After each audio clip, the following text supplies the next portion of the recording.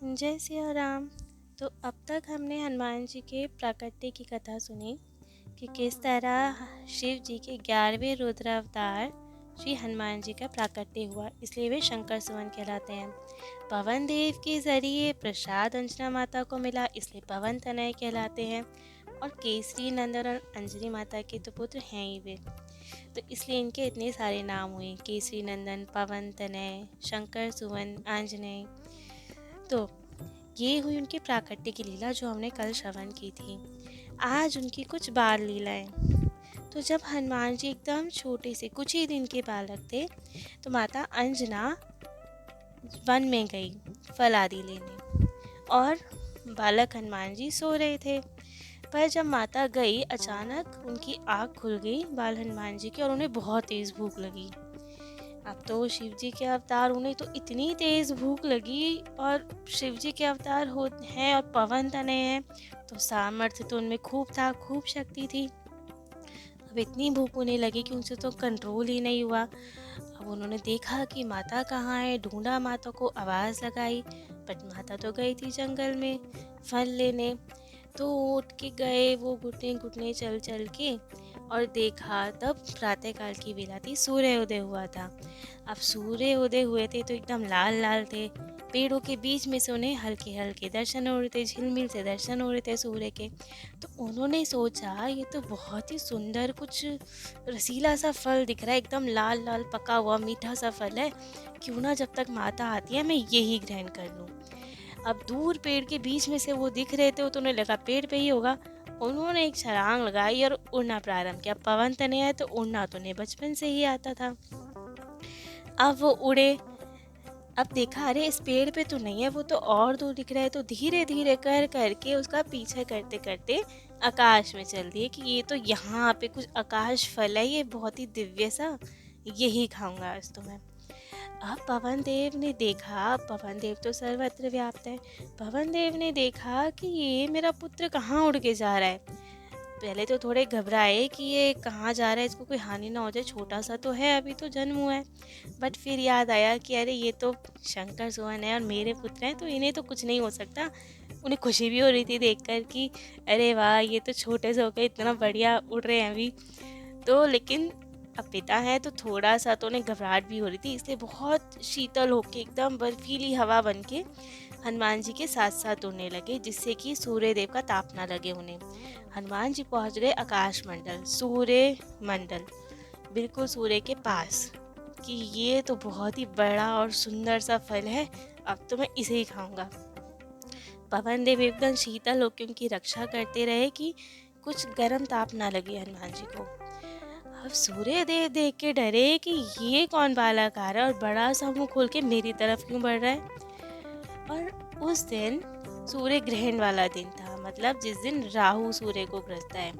दूसरी तरफ से राहु भी आ रहे थे। अब राहु ने देखा कि मेरे आने से पहले तो कोई और ही आ गया यहाँ सूर्य को खाने। पास जाके देखा तो लगा कि ये इतना यहाँ तक आ गया तो बहुत बलशाली होगा। तो बड़ा उसे गुस्सा आया, इंद्रदेव के पास गया और शिकायत करने लगा कि इंद्रदेव ये तो बहुत गलत बात है आपकी। उन्होंने कहा क्या हो गया, आज तो तुम्हें सूर्यदेव को निगलना है, तो जाओ अपना काम करो, यहाँ क्यों आए हो। राहु ने कहा आपने मेरे साथ धोखा दिया है, पहले धोखा देकर तो मेरा ऐसा हाल कर दिया आपने, मेरा सर अलग धड़ अलग, और अब की बार तो आपने मेरे को वचन दिया था कि सूर्यदेव को मैं ग्रसा करूँगा। हाँ, तो इस बार तो मैं ग्रसने गया तो हमने दूसरा राहु प्रकट कर दिया, अब मैं किसको खाऊंगा। इंद्रदेव घबराए कि ये क्या कह रहा है, हम तो एक ही से परेशान है, ये दूसरा राहु कहाँ से आया। उन्होंने कहा कि क्या बात कर रहे हो। कह रहे हाँ माँ, सूर्य देव को निगलने तो दूसरा राहु आ गया, बस निगलने ही वाला, इतने में भाग के आपके पास आया कि जिसे वो ना खाए मेरे को खाना है सूर्य देव को। तो इंद्रदेव ने कहा कि ऐसा नहीं हो सकता, राहु तो तुम ही हो, तुम ही तो ग्रसोगे। कह रहे आप चल के देखो। अब इंद्रदेव आए अपने ऐरावत पे चढ़कर, और आगे आगे राहु आए। हनुमान जी को वो कुछ आवाज़ सी सुनाई दी, उन्होंने पीछे मुड़ के देखा कि अरे ये काला काला सा गोल गोल सा क्या आ रहा है, क्योंकि राहु का तो सिर्फ सर है, राक्षस था इसलिए काला भी था वो। हनुमान जी को लगा ये तो बड़ा सा कोई जामुन जैसा है। तो अब हनुमान जी ने कहा सूर्य देव को तो बाद में खाऊंगा, ये पीला वाला फल पहले ये वाला पकड़ूं। तो अब हनुमान जी राहु की तरफ भागे कि ये वाला पकड़ू जामुन कैसा है। अरे वो घबरा के इंद्रदेव के पीछे चला गया। इतने में उन्हें दिखा एरावत। एरावत हाथी की कितनी सूंड है, 5 सूंड है। उन्हें लगा अरे ये तो कुछ और अच्छी सी चीज दिख रही है। वो वहां पे दौड़ा तो सब घबराए कि हो क्या रहा है।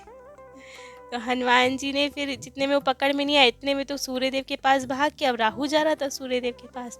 तो हनुमान जी ने कहा पहले तो अब यही वाला पीला वाला ले लूं वरना कोई और खा जाएगा। सूर्यदेव को अपने मुख में रख लिया और मुख में रखने के बाद फिर राहु और एरावत की तरफ फिर भागे। अब इंद्रदेव को लगा कि ये कौन इतना शक्तिशाली है जो सूर्यदेव को निकलकर हमारी तरफ आ रहा है अब खाने। उन्होंने क्रोध में आकर ना कुछ सोचा और सीधा अपना वज्र हनुमान जी पर चढ़ा दिया और वो वज्र इतनी जोर के हनुमान जी की थोड़ी पर लगा और हनुमान जी मूर्छित होकर नीचे गिरने लगे। अब पवन देव को बड़ी चिंता हुई कि इन्होंने छोटे से बालक को वज्र से मारा और उन्होंने हनुमान जी को गोद में लिया और एक गुफा में चले गए। गुफा में अब उनको बहुत दुख हुआ क्योंकि हनुमान जी की मूर्छा ही नहीं टूट रही थी। उन्होंने सारी सबकी वायु अपने वापस समेट ली। अब वो वायु देव है, पवन देव है, उन्होंने सबकी प्राण वायु खींच ली। अब सब जगह ना कोई हवा बची ना ऑक्सीजन और सब बेहोश होने लगे और त्राही त्राही हो गई पूरे संसार में। सारे देवता घबराए कि ये क्या हो गया। तब ब्रह्मा जी सब देवताओं को लेकर उनकी गुफा में आए।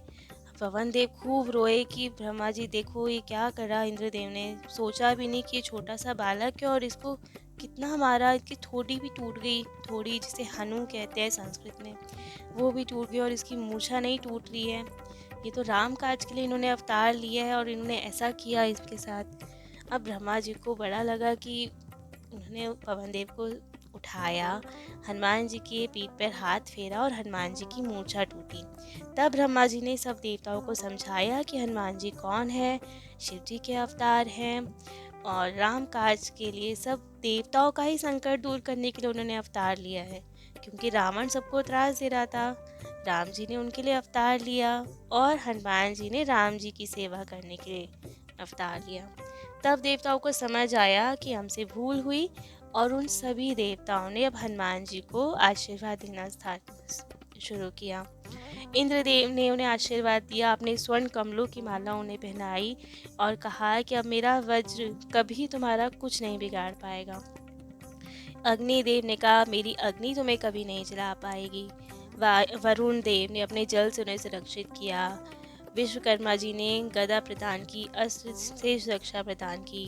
ब्रह्मदेव ने कहा कि अब ब्रह्मास्त्र तुम्हारा कुछ नहीं बिगाड़ पाएगा, कभी भी तुम उनके बंधन में नहीं बंध पाओगे। शिव जी ने, विष्णु ने, सब ने उन्हें खूब आशीर्वाद दिया और सभी अस्त्र शस्त्र से उनको निर्भय कर दिया कि अब कोई भी अस्त्र शस्त्र कभी भी तुम्हारा कुछ नहीं बिगाड़ पाएगा। उन्हें सब सिद्धियाँ प्रदान हुई कि वो किसी भी रूप को धारण कर पाएंगे, जहाँ चाहेंगे वहाँ जा पाएंगे, पवन की गति से उड़ पाएंगे।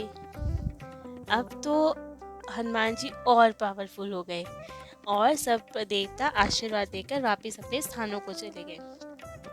अब हनुमान जी को तो और मजा आया कि मैं तो सबसे ज़्यादा पावरफुल हूँ। हनुमान जी तो अब बालक स्वरूप में तो थे, चंचल थे, तो बहुत खुश हो गए कि अब तो मेरे पे बहुत सारी पावर है। मैं छोटा भी हो सकता हूँ, मैं बड़ा भी हो सकता हूँ, मैं उड़ भी सकता हूँ। और वे बहुत खुश हुई। अब वापस पवन देव उन्हें लेकर आए और माता अंजना के पास छोड़ दिया। अब माता अंजना ने खूब प्रेम से भोजन करवाया और हनुमान जी सो गए। अब जब माता अंजना चली गई तब हनुमान जी उठे और अब तो हनुमान जी ने अपनी चंचलता स्टार्ट की।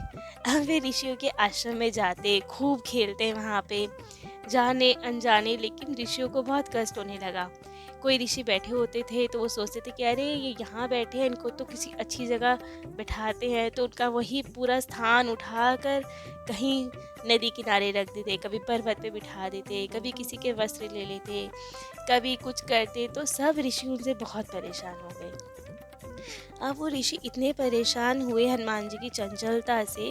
अब वो बालकपन में, भोलेपन में खेलते रहते थे और कुछ ना कुछ करते रहते थे, बट सब ऋषियों के भजन में बहुत व्यवधान हुआ। तो अब माता ने भी बहुत समझाने का प्रयास किया कि ये समझ जाए। ऋषियों ने माता से शिकायत की उनकी कि आप समझाइए, ये बहुत चंचल बालक है, हमें व्यवधान हो रहा है हमारे भजन में। पर अब माता ने भी समझाया, पर हनुमान जी तो माने ना, उनकी तो चंचलताएं बढ़ती जा रही थी। तो फलस्वरूप भृगु ऋषि ने और अंगिरा वंश में उत्पन्न ऋषियों ने हनुमान जी को श्राप दिया कि आप इतनी चंचलताएं इसलिए कर रहे हैं क्योंकि आप में बहुत शक्तियां आ गई है और आप अभी बहुत छोटी एज के हैं। तो इसलिए उन्होंने श्राप दिया कि आप अब अपनी सारी शक्तियां भूल जाएंगे। लेकिन अब वो ऋषि थे, उन्हें ज्ञात था कि हनुमान जी का अवतार किस लिए हुआ है, राम काज के लिए हुआ है। तो वे जानती थी कि अगर वे शक्ति ही भूले रहेंगे तो राम काज कैसे होगा। तो इसलिए उन्होंने कहा कि आप भूले रहेंगे सब शक्ति, परंतु जब समय आएगा, जब इनकी आवश्यकता होगी और कोई आपको इन शक्तियों का स्मरण कराएगा, तब तुरंत आपको सब शक्तियाँ याद आ जाएंगी और आप उनका खूब अच्छे से राम काज के लिए उपयोग कर पाएंगे।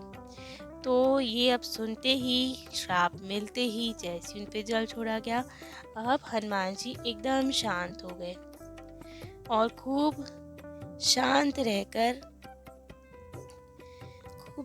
रहकर वहाँ आश्रम में विचरण करने लगे। अब माता पिता भी प्रसन्न थे और अब माता ने कहा कि अब आपका शिक्षा का समय हुआ है, अब आपको शिक्षा ग्रहण करनी चाहिए।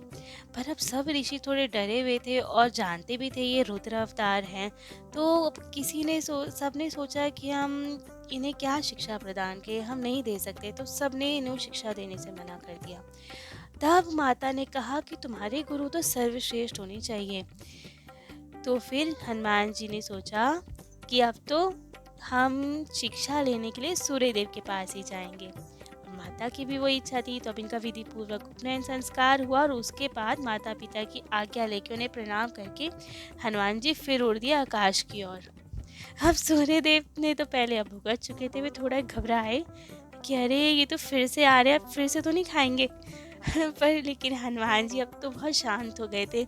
उन्होंने खूब अच्छे से प्रणाम किया सूर्य भगवान को और उनसे प्रार्थना की कि आप हमारा गुरु होना स्वीकार करें, हमें अपनाएं और हमें शिक्षा प्रदान करें। सूर्यदेव ने थोड़ा तो टालने की कोशिश की, खूब सारे बहाने भी बनाए कि मैं आपको कैसे शिक्षा दूंगा, क्योंकि मेरा तो जो काम है, मैं तो निरंतर चलता रहता हूँ, तो मैं कैसे अपने रथ रोकूं और बिना रोक के शिक्षा कैसे दूं। ना मुझे कुछ समझ आए, आप समझ नहीं पाएंगे कुछ, ना मैं समझा पाऊंगा चलते चलते। तो हनुमान जी ने कहा नहीं नहीं, मैं ग्रहण कर लूँगा, आप कहते जाएंगे और मैं श्रवण करता जाऊंगा और ग्रहण करता जाऊंगा। फिर सूर्यदेव ने कहा कि एक बाधा तो और भी है, अब मैं सीधा सीधा चलूंगा और तुम भी मेरे समान आसन पे बैठोगे तो ये तो मर्यादा नहीं। शिष्य को तो नीचे बैठना चाहिए और सन्मुख बैठना चाहिए गुरु के, तभी तो शिक्षा मिलेगी। और मेरे रथ पे तो इतनी जगह है नहीं कि आपको सामने बिठा पाऊँ, तो फिर शिक्षा नहीं दे पाएंगे। हनुमान जी ने कहा नहीं नहीं गुरुवर, आप ऐसे मत कहिए, आप आज के रथ पे नहीं बैठूंगा, मैं चलता जाऊंगा और सुनता भी जाऊंगा और मैं शिक्षा ग्रहण करता रहूंगा। सूर्यदेव ने कहा अरे, आप और मेरी तरफ पीठ करके चलते जाएंगे तो शिक्षा कैसे मिलेगी, सन्मुख होना चाहिए गुरु के। हनुमान जी ने कहा गुरुदेव आप चिंता ना करें, आप सीधे सीधे चलते जाए, मैं उल्टा होके चलूंगा।